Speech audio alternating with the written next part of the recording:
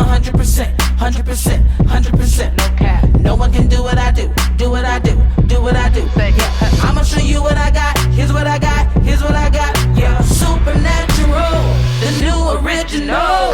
Hi, I'm Marty. And I'm Jade. And we love to tell the stories of women who are sitting in spaces and places that are making dynamic impact. That's right, we're talking about women who are working for billion-dollar brands. Or creating $1 million companies. That's right, you guys. This is Behind the Brand. Stronger, better, powerful, 100%.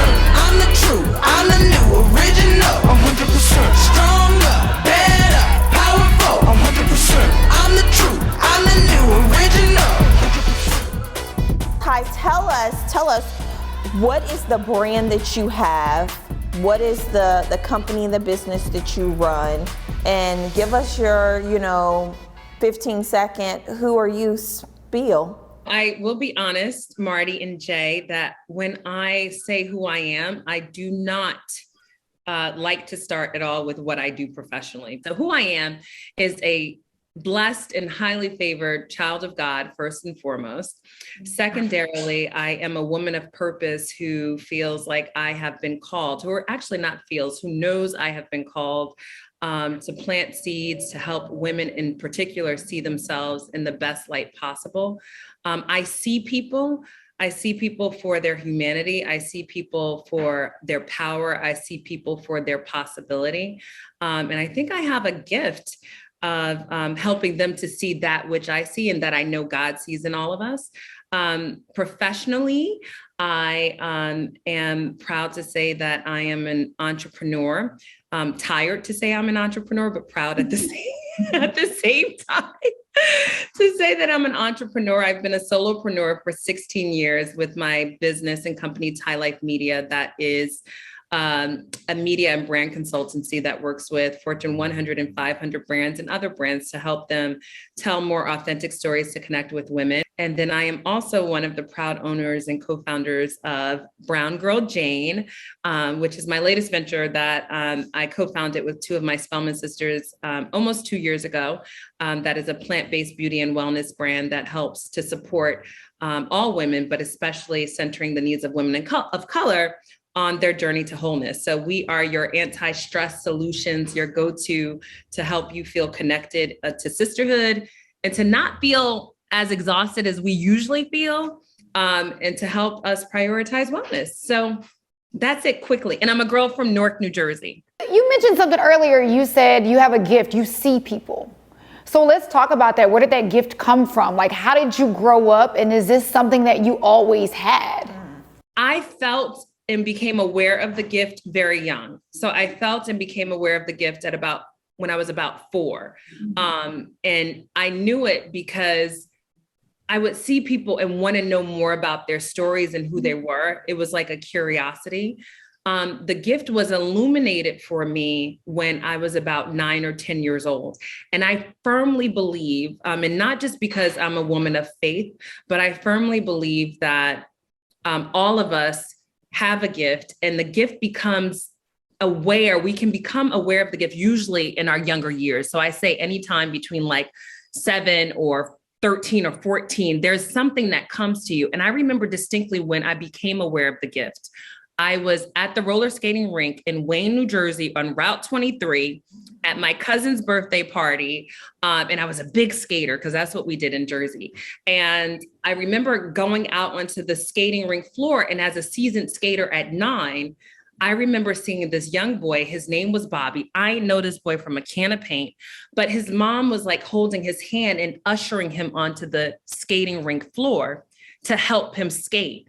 And I realized that in that moment, and I remember it distinctly, I realized at that moment that I could skate, but other people had different journeys, right? And I became very clear, like, Bobby is the most important person to his mom, the same way that I'm the most important person to my mom. And so the idea of importance, of everyone having their own importance, was illuminated to me then. I wasn't able to communicate it that way by any stretch, but I was aware. You were wise, it sounds like very wise as a young kid. So let's talk about you growing up in Jersey. Like, What was that like? What was the beginnings of your story in Jersey? What was what have been the biggest lessons that you've taken away from Jersey? I was born into very humble beginnings. And it's been so interesting because I think when people look at my larger journey and thus far, I think that they have a perception of what they believe it to be, because it was a very blessed, humble journey. And I think that part of the narrative that we have been told as Black and brown people has been that humble can't mean powerful. Humble can still mean powerful. And I was born to young parents. And by the grace of God, with my grandparents' involvement on both sides, my maternal grandmother, Mary, who was my soulmate, and my grandparents on my father's side, I was raised in a very blended family very early. So I say that like I was surrounded by love, and love is what really nurtured me, even in its imperfections. And I think that that's, really what has shaped me, that plus the adaptability. And so I challenge people all the time, especially women, whether or not it's something that you look back to in your childhood or along your journey, whether or not it's divorce, whether or not it's failing, whether or not it's bankruptcy, to look at these things not as setbacks or obstacles, but what are the learnings and the things that it deposited into you that gives you the fortitude to say, I'm going to be this entrepreneur who never goes back to bankruptcy. Those types of things. What are the lessons that you've gleaned from that ultimately helps you to stand in your truth and stand in your power? So I was a curious child. I probably was annoying. I talked a lot, obviously. Girl, no, we don't believe that. I'm just joking. But that is why, that's your gift, right? It's so funny, Marty, you and I have discussed that before, that adaptability is so important. And when you were talking, that's the first thing I was thinking. I'm like, wow, growing up in those different households, you had to learn how to adapt every single day, every weekend, every time you switched your environment, which is so amazing. And makes her a great entrepreneur for that. Oh, hello? Because of that. A master pivoter. And I think it's because of that. Like, I think about my childhood. So my grandparents, they had some means. And so like when I was with them and my grandmother died, my paternal grandmother died when I was 8 years old. We used a new washcloth every single day, a new towel every single day. When I took off my clothes, I just dropped it by the door because she was doing laundry every single day. When I would go to my mother's house and my grandmother's house, they were like, what are you doing? And so I had to learn these lessons, like in real time about like how to adapt, but also know like, that you belonged in each space, right? And so even like as a child in my early childhood, I was one of very few Black people in my classroom. And then when I would go to the Oranges, we went to church in Newark, it was all Black, and then when I went to private Catholic high school, like it was, it was mixed. And so, but all women's. And so learning like to find your place. And that's why I think it's also so important, not only just as entrepreneurs, but as women and as people, we be intentional about stepping outside of the comfort, because that's where we stretch. That's where we grow. That's where we develop strength. And that's also where we, become seasoned at pivoting with purpose and with intentionality. I'm very curious about your time at Spelman, right? Especially with HBCUs at its height right now, like it is popping to be at an HBCU, like versus a PWI. What were you like at Spelman? What were you doing on the yard at Spelman? I can already imagine. I already know. First of all, you were the life of the party for sure. Running stuff, telling the leader of the pack. Yes, being like, I need you to get it together. Well, what's funny, so, Spelman was, man, I am so grateful like that Spelman chose me and I was able to go to Spelman. I went to Spelman on a full academic scholarship last minute. So I was actually supposed to go to the PWI. I had registered at Rutgers, but on high school graduation day, and this is how just God has been in my life, on high school graduation day, my mentor heard me speak and ended up giving me a full scholarship to Spelman on high school graduation day. So it was a blessing and a gift to go there. Spelman was definitely the place where I think I learned that Black and brown women are not a monolith. You learn to really appreciate each of us for our gifts. And it was a turn up. I wish I would have turned up just a little bit more looking back in hindsight. I'll be honest. If I could do it all over again, I would have done a lot more. I don't tell nobody, but I would have done a lot more. You talk a little bit about your mentor. That's so interesting and such a great segue. Your mentor heard you speak, so obviously you were thriving in academics if you were speaking at your high school graduation. What have been some pivotal mentor moments along your journey, and specifically with that mentor, and how you engaged and connected with him or her?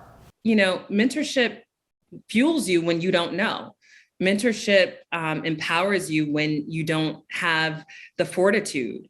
Mentorship can, provide wisdom and knowledge when you don't have the tools or have the learnings on your own. And so it's why I feel like mentorship, whether or not it happens peer to peer or across ages or across gender sectors, across industry, is so important, because it really it's a wisdom gatherer, right? It's an opportunity to learn, to be developed, but also to deposit into other people. I certainly wouldn't be where I am without mentorship. Even today, there are mentors in my life who are also friends, which really impacts, how I go about business. There are people that I call when I'm like, what does this really mean? And how, would you approach this? And it's not always the same thinking, because their vantage point is different. But I think that, it's critical, especially for Black and brown women, and all women, especially on this entrepreneurial journey, because we're stepping into a space like right now where entrepreneurship is so glamorized. And obviously because of the work that both, you and you, both of you do, to celebrate being bosses, this is still new. This is still new. It's still not, the standard to understand and talk about wealth building, wealth creation, and ownership amongst women. And so mentorship, I think, is the key to advancement of all of us. I love that. Not to mention, if you really think about it, we're taught we're supposed to be super women, right? And so with that, sometimes we have that, I guess, an unspoken pressure where we feel like we have to do it all on our own. And if we do have to seek mentorship, or if we do have to seek help from somebody else, like we must be failing. And it's just, I think it's a blessing that you learned that early on, the importance of mentorship. So let me ask you this. How did you know? When was the defining moment that you were like, I am supposed to be a solopreneur? This is what I'm supposed to do for the rest of my life. Like, what was that defining moment for you? I was an accidental entrepreneur when I started entrepreneurship 16 years ago. So if I'm honest, I stepped out on faith with a desire to impact. I think that was the thing that led me. I always like to say it's like your why, not your how or your what. That really is the thing that's going to energize you. Your why, not your how or your what, is the thing that's going to bring you joy. Your why, not your how or your what, is the thing that's going to recenter you when you don't have center. As someone who has been a solopreneur for 16 years in Thai Life Media, and now having business partners in Brown Girl Jane, what I know to be true for me is that I love partnership. And as someone who is not yet married, or, long-term partnered in life, I'm fortunate because I prayed for partnership, and I'm still praying for the partnership in marriage and all of that to come to fruition.